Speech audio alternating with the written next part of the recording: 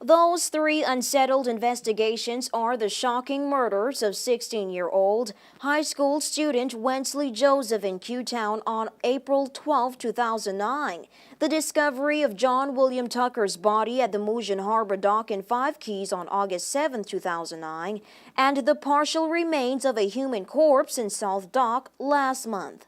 In that particular case, the identity and sex of the decomposed human corpse found in the bushes in an area called Northway Five Keys on October 10th has still not been determined as local investigators await a Miami-Dade pathologist, so says Press Liaison Officer of the TCI Police Force, Sergeant Kelvin Chase. No, that identity has not been determined as yet. We are still in our investigative stages of that. We have to get the pathologist to come in and deal with that body and then determine the sex and any other information to find the identity of that. But that hasn't been completed yet. That's a tedious task, and we have to seek outside resources to deal with a case of that nature. So tedious that even ethnic physical details such as hair texture and skin color was too difficult to categorize.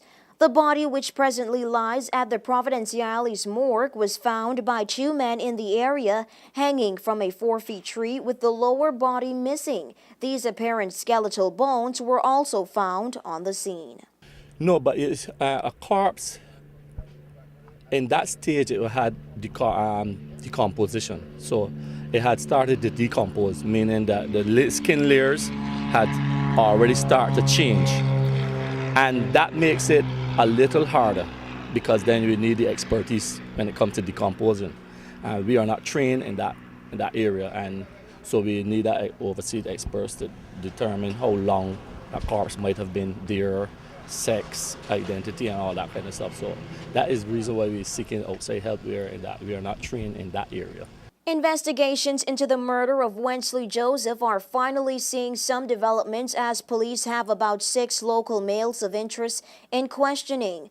All of the men are older than 16 but younger than 30. We asked Chase if any of the males were high school students. He refrained from going into those details.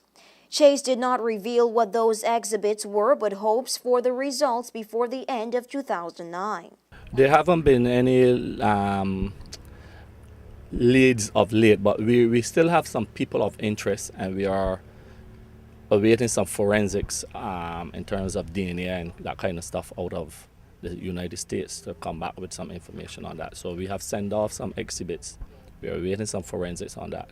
We have some people of interest, and from there we will know where we go. Once we get back those forensics, we'll know where to go from there. 34-year-old John William Tucker, a man who was supposedly fishing on the night of August 7, 2009, near the secluded Moosian Harbor in Five Keys and was found dead by a friend, has local police trying to track down an unidentified Haitian male believed to be in his late 20s who could be implicated in Tucker's murder. There's a person of keen interest to us that we are trying to locate. We have seek outside help in terms to determine if he has left the country or which country he might be in. But there's a person of keen interest to us.